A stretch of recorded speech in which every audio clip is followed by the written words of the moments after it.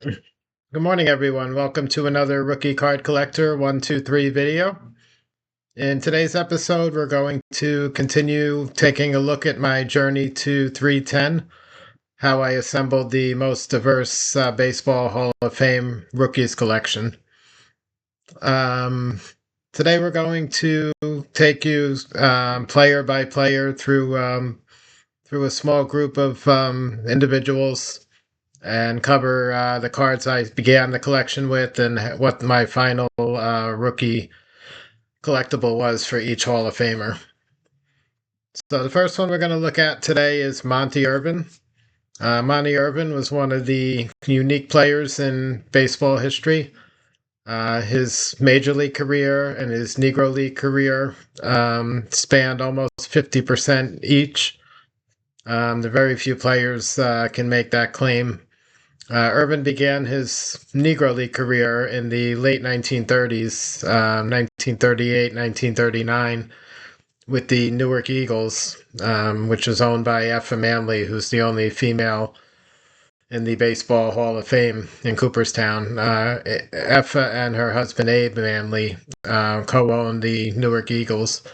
Effa was more the business, Effa was more the on-field operations person handling the baseball players and the team, and Abe did more of the business public relations kind of stuff. So Irvin began his career with the Newark Eagles around 1939 and would play there up until he came to the New York Giants in the Major League Baseball in the around 1950. And played a couple of years in the minor leagues just before coming up to the Giants in New York. So Monty Irvin, the first card that I ever picked up for him, way back in the first year I was doing the collection, I was doing, if you recall, post-war Hall of Fame rookies only, as they were clearly identified in the Beckett price guides at the time. So I picked up the 51 Bowman Monty Irvin, and just like all my other rookies, just about, was in low grade condition because I was looking to keep my purchases to roughly about 10% of the high Beckett price guide value at that time. So the Irvin I had was probably like an SGC1. A couple of years later, I started to, I was able to pick up quite easily all the Topps and Bowman post-war rookies up to that point in 2004. By 2005, I had all of them. Eddie Matthews, the 52 Topps high number, was the last one I needed to complete that part of the collection. So at that point, I was looking for something a little more challenging, at least for the post-war guys. So what I started doing was I started to look player by player at whether or not there was an alternative to the Topps or Bowman. And now I'm seeking the exact opposite of what I was looking for before. So I'm looking for anything other than Topps or Bowman rookies for the post-war guys. So I was able to uncover a 1951 Topps Redback Monty Irvin, which was part of the first ever set that Topps produced. It was part of a playing card game, and half of the cards backs were in red, half of the card backs were in blue. It included National and American leaguers. And many of the biggest stars of the day were not included in there, but Monty Irvin, as a young African American star moving over from the Negro Leagues, he was included. And that matched his 51 Bowman rookie. So I went after that, and did not take long before I picked that one up. Back then, that was probably a $50 card, maybe. So I had the 51 Redback and, moved forward from there and started to get heavier by the later in the decade, in the late 2000s. I started to get heavier into the Negro League memorabilia and Negro League players. And of course, Irvin qualified on that capacity as well. So I started looking into what he had in the way of Negro League cards. And as far as traditional cards, he really had only one Negro League card ever produced, which was a 1948-49 El Indio was the name of the set. It was a candy caramel company. It was part of the Cuban Winter League season. And the El Indios are extremely rare. and populations on these are probably like 5 and under on just about everybody in the set. They have it's a black and white real photograph, and it's inside a dark black or dark brown colored border. And just about every image in there, I believe, is unique just to that one set. So I started to look out for the Irvin, and eventually I came across an auction that had an Irvin in there. And even back then, considering Monty Irvin is not the biggest Hall of Fame name ever, even back then, the El Indio Irvin was 1,000 or 1,000 plus card. But I was able to pick it up in an auction, so I sold my Topps Red back from 51. So now I had the 48, 49 El Indio. So that was about 3 years earlier. So then moving forward again, I start getting into not only the Negro League cards, but I start delving into Type 1 photos and real photo postcards and various other programs and broadsides and other things. So one day I come across a photo that's got Monty Irvin with the Newark Eagles. He looks really young in the photo. And not only is it Irvin on there, but it has a female. And after doing a little research, I was able to identify the female was Effa Manley, who was a Hall of Famer that basically had no period, career contemporary cards, almost nothing in postcards, Type 1 photos, anything. So this one was a true Type 1 photo, and it not only had Irvin, but it had Effa Manley as well. So that was something I had to have, both, to fill both of those holes in my collection. So fortunately, again, I was able to pick up that Type 1 photo in an auction, which enabled me to then, and I paid a lot less for that than I paid for the El Indio Monty Irvin card. So that enabled me to sell off the El Indio for $1,200 or whatever the price was at that time. And then I bought the photo for a few hundred, and the rest of the money went towards my next purchase for a bigger card. And the 39 photo with Manley and Irvin would continue in my collection. Eventually, I would also pick up a 39, so it was the same year, a Newark Eagles complete team photo that had all the ball players from the 39 season, which also included Monty Irvin. Effa Manley was not on that photo, however. But there were a couple of guys on there that were not in any other career contemporary items that I needed for the collection. So I ended up having really two 39 Monty Irvin items, the team photo and the dual photo with Effa Manley. And that would be my final Monty Irvin rookie collectible in the collection there. The next player we're going to look at is a more obscure Hall of Famer. One of the guys that maybe some people believe only was voted in because he had friends on the committee, and the ball club that he played on was one of the leading cases of this happening in baseball in the earlier days of the Hall of Fame. So Travis Jackson is the player I'm talking about. He played primarily infield, third base, some shortstop, mainly for the New York Giants of John McGraw during the 20s and into the early 30s. Jackson was a good hitter for a middle infielder, and also an excellent defensive player, and would spend about 15 years in the majors. Did not put up huge numbers. Whether he deserves to be in the Hall of Fame or not is maybe up for debate. But regardless, I was out to collect everybody in the Hall of Fame, and Travis Jackson is one of them. So I needed to find a rookie card option. So the first Travis Jackson option that I ended up looking out for, because it was probably a little easier to find than maybe some other things, it was a 1926 exhibit card. I believe it was 26. It might have been 25. But 1926 Travis Jackson exhibit, those are the cards that were sold in the penny arcade machines. And or about the size of postcards. The backs on the 26 exhibits were blank. So I set out to look for that. I found one that probably was on eBay. I don't remember exactly. Picked that up. Those were relatively inexpensive. He was probably less than $50. So I picked up the Travis Jackson from 26. It was pretty early in his career, but upon doing more research, I realized that there was a couple of earlier cards. There was a 1925 W590, which was one of the strip cards.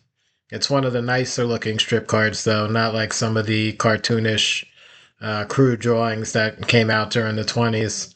Many people like the W590 set because they're real player photographs, images on the cards, not just a cartoon drawing.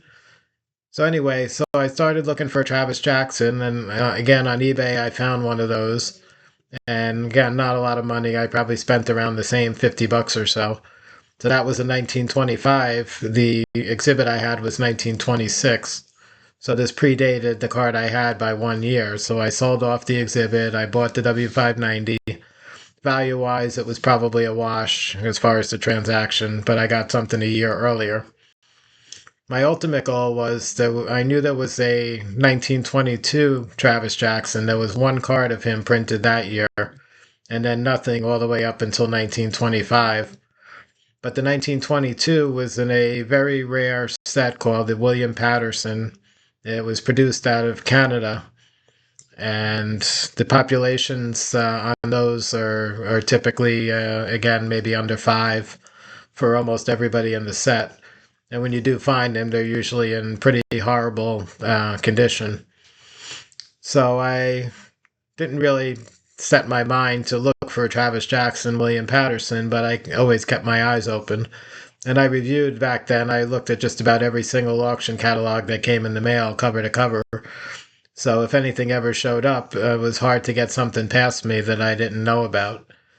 So one day I come across, again, I think this one was on eBay though, it was a Travis Jackson, William Patterson. And it got up toward the end of the auction. This was an auction, it wasn't a buy it now, so you had to bid. And it got toward the end of the auction, the price was getting up and up. But I also knew that I may never see another William Patterson, Travis Jackson again. And I knew there was nothing earlier, no card earlier than that for him.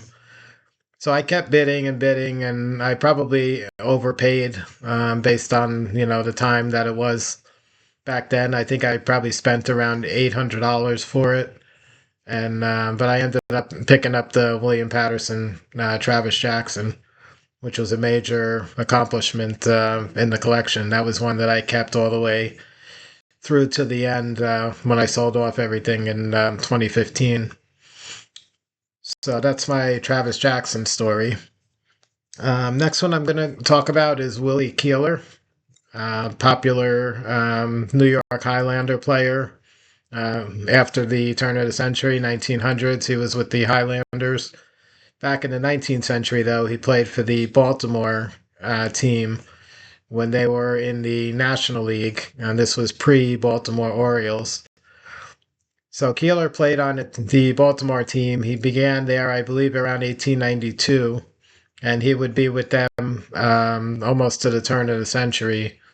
And I don't recall if he played anywhere in between Baltimore and New York Highlanders or not.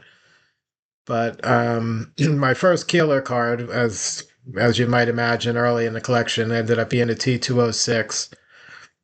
Those are ones that were listed in the Beckett rookie card guide as being rookies. Almost everybody from that era, the rookie card was listed as a T206. Just like a lot of the 30s, 20s, and 30s ball players, almost everybody listed from that time period was a 33 Gowdy was listed as a rookie. So anyway, I picked up the T206 Keeler. That wasn't very much of a challenge. And I had that for a little while. And then start researching, what predates that one. Well, for Keeler, a number of things would predate that because that's probably at the very tail end of his career. It's probably one of his last cards, actually. So I look into it and I see there's back then there was a fan craze, which was part of a baseball playing board game. They made one for the American League, one for the National League. At this point, Keeler's with the New York Highlanders, so he's in the American League set. And it's cataloged at that time as a 1904 set. and my T206 was a 1909 to 11. So, of course, the 1904 is many years earlier. So I set out to find a Keeler fan craze and ended up picking that one up not too much later. They were not that hard to find back then and not very expensive. Keeler was probably somewhere between like $200 and $400 maybe. And that was a pretty high grade. I think I had that one in a 6 or a 7.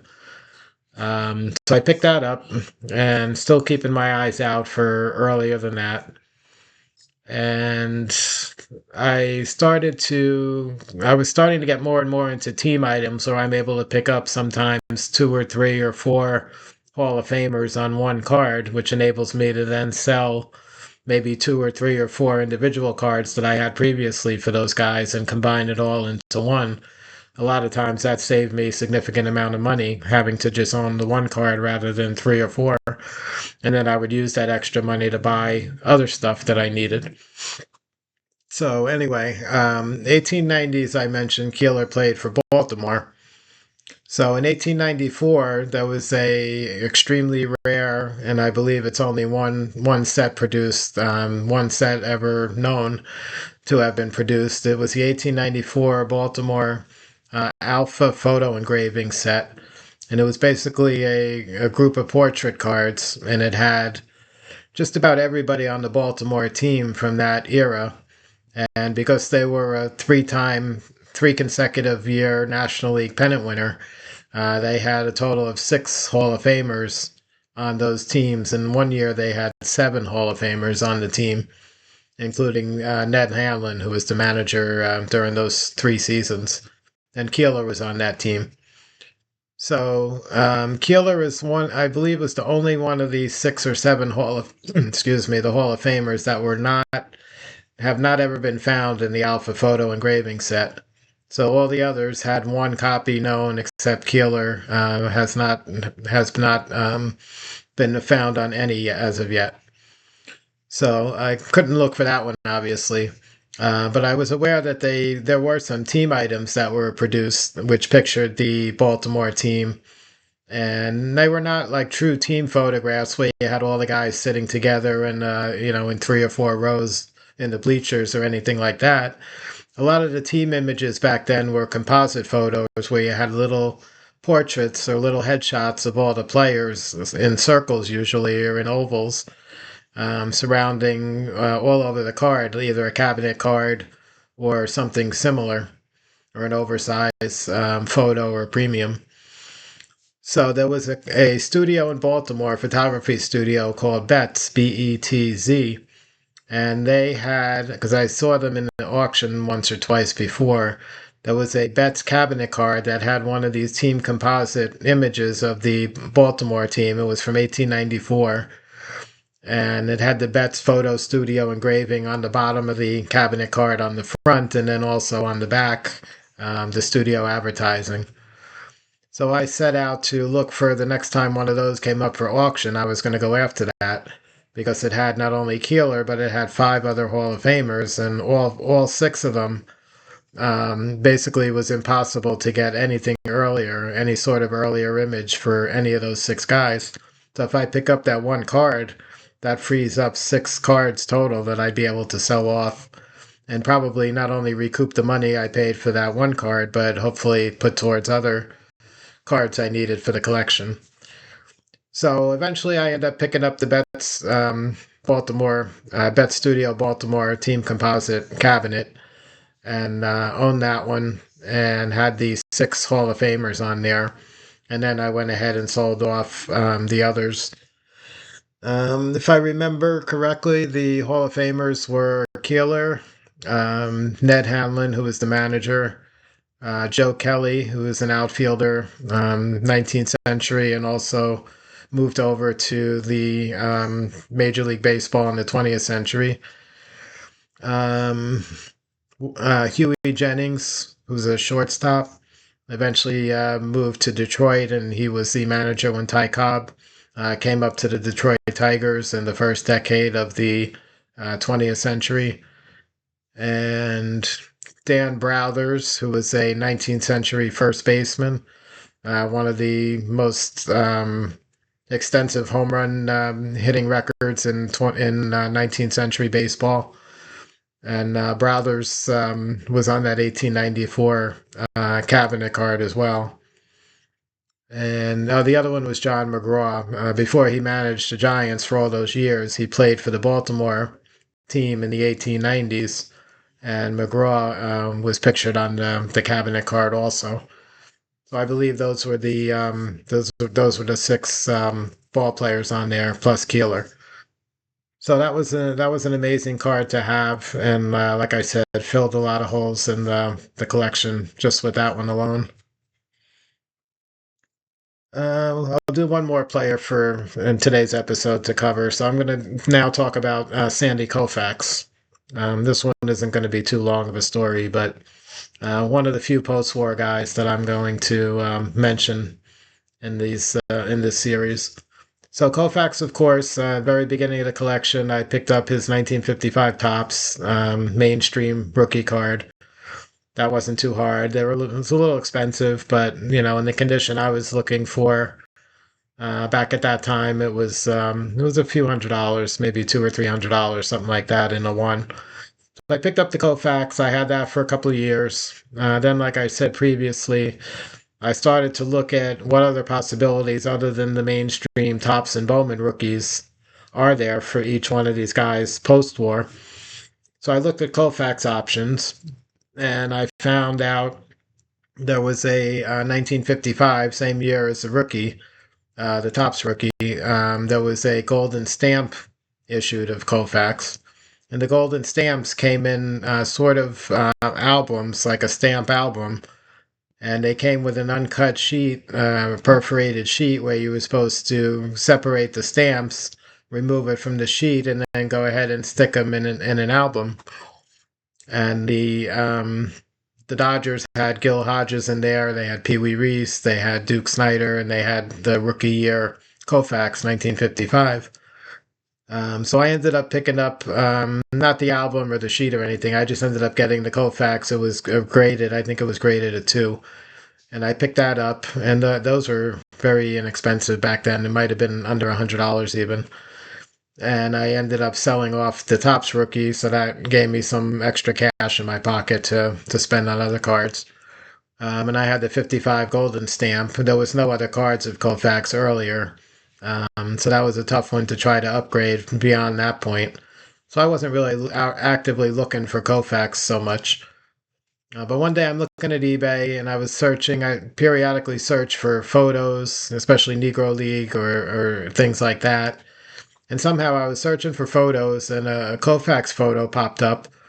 And it was a Type 1 photo, but actually pictured him at the Cincinnati, I think it's the Cincinnati Bearcats, where he pitched one season in college before he came to the major leagues. And of course, Koufax never played any minor league baseball. He was one of the really early bonus babies that signed and went straight to the majors. So anyway, so I pick up this Cincinnati really cool image of Koufax, and the Cincinnati Bearcats photograph was from 1954, I believe. He might have been there in 53 as well, but I think it was 54. I think it had a news stamp on the back with the date on it. So then I ended up selling off the golden stamp. I had the Cincinnati Bearcats 8x10 Type 1 photo of Koufax, and that would be my final Sandy Koufax version of a rookie collectible in the collection. So that's going to wrap up today's episode. We got four ball players in today. Again, a lot more unique items. Excuse me, Monty Irvin. We had the dual photograph along with Effa Manley. The Travis Jackson, we ended up with an extremely rare William Patterson card from Canada. The Keeler, we ended up with a team composite cabinet card from 1894 from the 19th century. And of course, Koufax, we ended up with a college 8x10 Type 1 original photo. So again, you could see just from today's 4 items the diversity of all various different things, and how the final version in my collection very rarely ended up being a traditional baseball card. As it evolved over the years, my collection went from being a Hall of Fame rookie collection to being more like a earliest collectible of every Hall of Fame member collection. I guess you could probably rename it that way better. So anyway, hope you enjoyed today's stories. Maybe you got some interesting info. Hope you guys have a great day, and I'll catch you guys again on the next one.